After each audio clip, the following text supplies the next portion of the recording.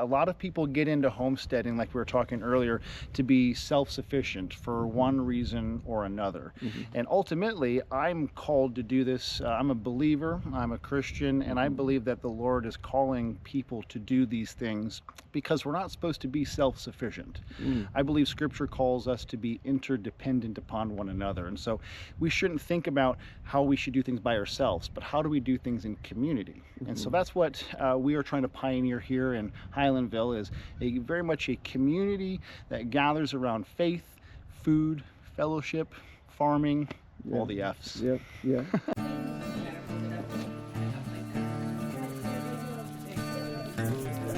Sorry. Did you see the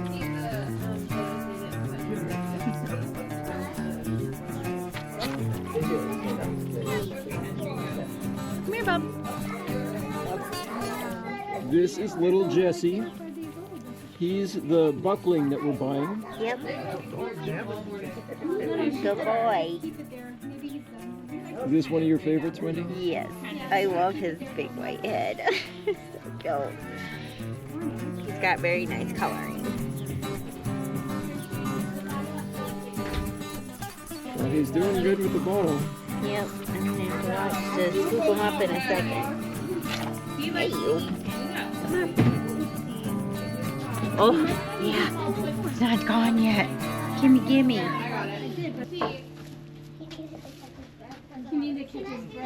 That is Kit Kat and Nickel together. Yeah. These two little goats are the does that we're buying. Nickel is the one with the white, kind of striking markings. And Kit Kat is the little brown with the black stripe on her back. All right. This is little Kit Kat. Yeah, you're all legs. You're going to be a big goat. I want to feed him. Just running. I think if you put Figgle back in. Figgle's in. Oh. Good girl. Yeah, Kit Kat was taking a little nap. Happy to wake up for the bottle, though. A little bit of chaos here. We've got a whole bunch of kids, a couple of people picking up goats at the same time. But it's fun. It's fun to see all the goats. You're gonna have to edit all that out. I have. They've each done a little bit. So Beatrice here, she's what, 8 ounces or 10 of it, yeah? She's already eaten and she's all done. Yeah, so they're pretty good at this age. You're gonna be challenging, aren't you? It's a traveling bottle feeder. Nickel's probably my favorite. Puppy dog. Yes, you're a bad dog, aren't you? Don't cry. Yes, more babies. I know, you're so worried. We really need more goats, Mom. You're right. You can never have too many goats. You sit. Stop that. No, stop. Here we go. Hey!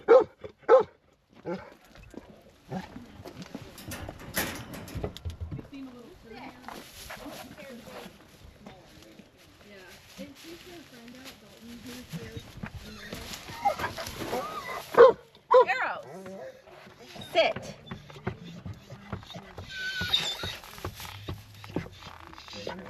I just want to play with the goats, Mom. So Anthony's going to show me how his farm got started. This is MJH Farm. And yeah, so. Yeah, well, this is our humble beginnings barn, is what my wife likes to call it. We built this 5 years ago. It was my 2020 project, actually. Pandemic goats. Pandemic goats. So we started with 2 that were pregnant from my mentor, and so then we kidded that first year and kept those 2 kids. And so now we actually have 10 milkers that we milk every day, twice a day.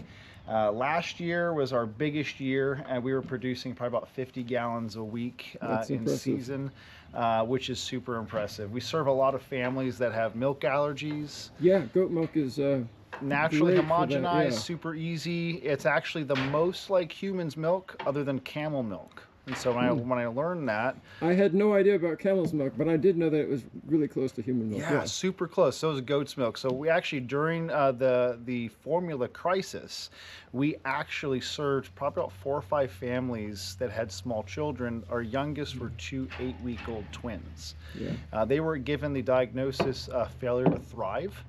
And so we had a friend that said, hey, you should try everything, try goat's milk. And so those 2 boys are 3 years old now, and they are just rambunctious little boys. And so, yeah, but this is our humble beginnings barn. It's an 18 by 24. And I also have a lean-to off the back side that we use as kind of our kidding area. So if mom's getting ready to kid, to kind of separate them from the herd.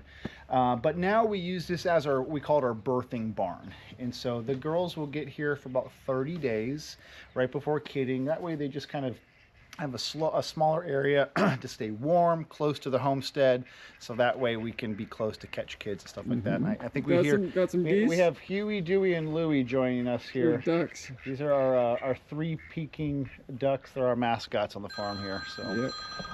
but anyway, yeah. So our milking area here, hi girls, is right through here, and yep. I'm watching those. Okay. And so this is our stanchion area and our milking area. And so we have our grain mixture here for milking. It's just a self-made mixture of oats and alfalfa pellets and some supplements for lactation. We have our hay manger here. We feed a hay, grass hay, brome, and then also alfalfa. That has a lot to increase milk supply, fat supply, and milk, stuff like that. But yeah, we built this barn. Upstairs is a big, huge hay loft. I can fit about 200 square bales. Nice. Up top. And we're with 10 goats, 2 bucks, so there's 12 total. We're feeding probably about 400 square bales a year with this operation. Yeah. But here's our first little stanchion that we have here. It needs to be cleaned because we've been in crazy milk mode here the last couple of weeks with kidding season and stuff like that. But the girls are actually moving today. And so I'd love to take you across the street and show you our larger operation. This is really great for small homesteading. 2, 3, 4, 5 goats. This is perfect setup. But across the street we have a double stanchion, milk 2 goats at the same time, and it's really, really great. But this is Penny. Oh, Penny is the This mom is of Nickel's Nickel. mom. Yeah. Yeah. She's actually the first kid that we had on the farm. That's Rosie, that little brown one. And Mom is up here on the lounger. That's Mom. That's Kit Kat's mom? No, that's Rosie's mom. I see, Rosie's mom. Okay. So they're related. I have to look back at the list who Kit Kat's mom is. I think Kit Kat came from Kara. That's Kara Bear. Yeah. She's our sweet boy. Well, they're all sweet. All right, let me open up this other door here. Kind of create a little block. Yeah, we got the chaos of goats. I'll get the latch here. Yeah, it's a little bit of a There we go. So here in just a couple hours, these guys will move across the street and have a big, huge 30 by 50 barn over there, double milking. It's it is definitely a step up from here. I can't wait to show it to you. Ducks. We're thinking about getting ducks. Oh, that's awesome. We've got ponds. It'd be nice to have ducks. Well, unfortunately, here in the Ozarks, we get lots of hail, and so you can see from my high tunnel here. Unfortunately, unfortunately all of our plastic on both of our tunnels are ruined from last night's storm. Yeah, so that's what you get in homesteading, though. Yeah, always something. Always something. So yeah, we're on 6 acres here. My parents own, and we just got done building in the last year a 30 by 50 pole barn that we've moved the entire herd over to. So we actually just filled it with hay. So we have 200 square bales in here right now. That's what that represents. Yeah. Some straw and just grain storage, and then we have our milking area right here. And so we have a double stanchion. So that way we can milk both 2 girls at the same time. This is nice. It really is. We got our nice fans up here moving air around, and so that way no one gets too incredibly hot. Yeah, As long as yeah. you wait till the sun goes down, it doesn't hit the actual metal of the barn. Out of the rain, out of the weather. It's perfect. It's perfect. You got your dry erase board here for We keep a do. track. We just erased all of last year's medical stuff because we do weekly checks on our goats, and so goats are susceptible to anemia. Barber pole worm or parasites, as you know, they're really prevalent in the Ozarks, and there's really not that many treatment methods that are super effective anymore. Ivermectin used to be the standard, but most barber pole species now are kind of doesn't work with that. So you move into some other higher dose stuff like Cydectin, and even that is having problems killing barber pole. So we've actually had to deworm one of our goats this year with pyranthal.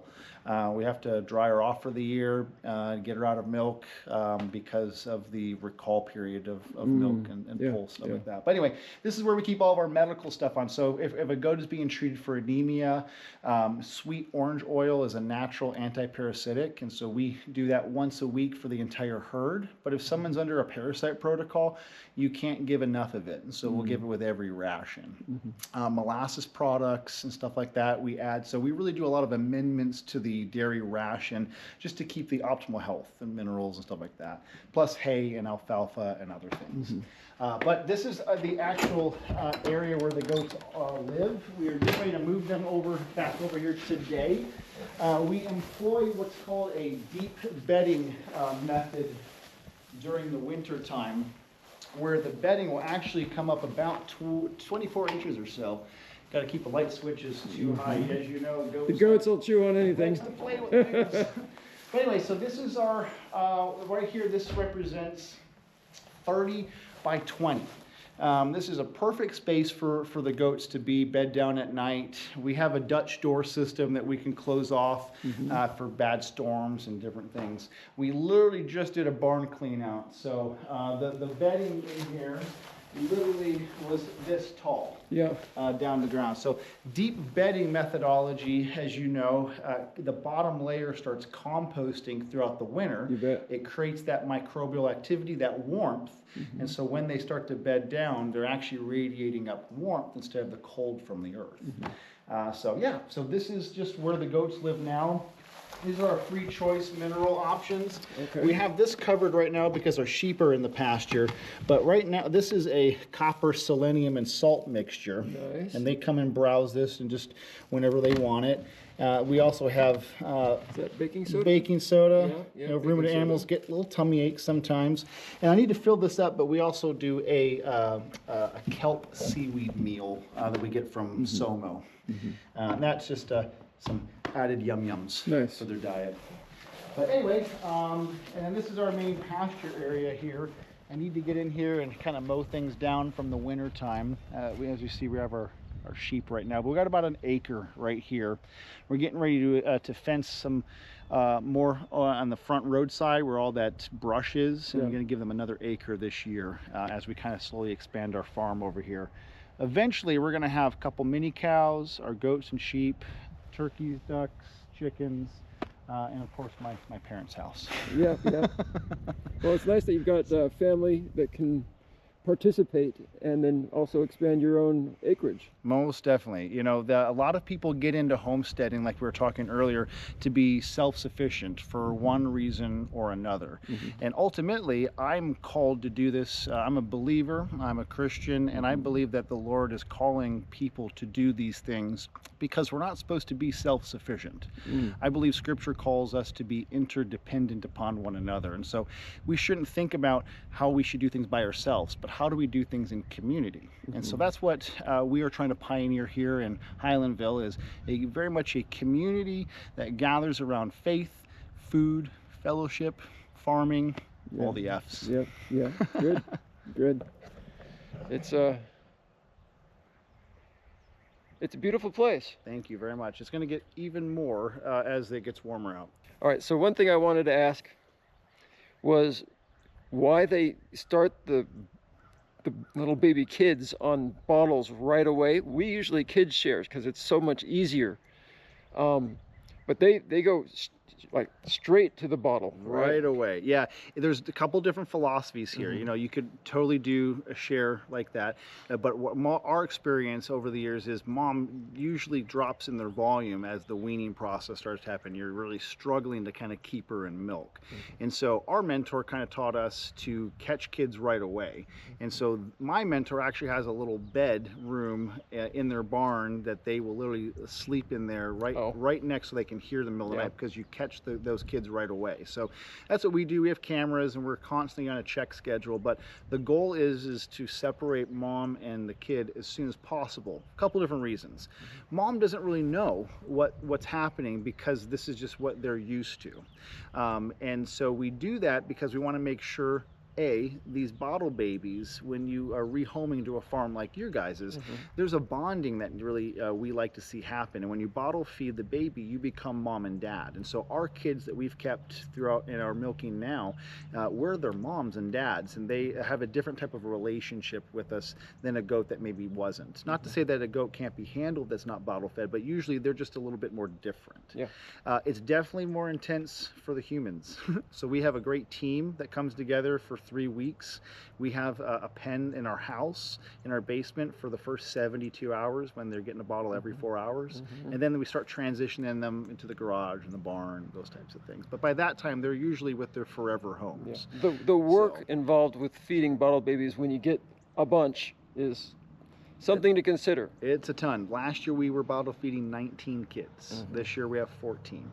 And so the goal is, if you're a production farm, is for milk. So I always tell people, we're not in this for raising kids or anything like that. We're here for milk, for our personal reasons as well as our community as well. And so we want to make sure that we are preserving as high quality milk, high volume as much as we can. And it's just it's a small season, 6 months, and it's done. And so it's really intense, but at the end of the day, I feel like it's very rewarding. You get to have a different type of a husbandry experience with your animals. Well, bottle babies are special. We've got adult goats that have been bottle babies. We've got most of them that haven't been. I'm super happy with bottle baby goats that are female, because you know, you want your goats to come up and be friendly and happy and want to play with you.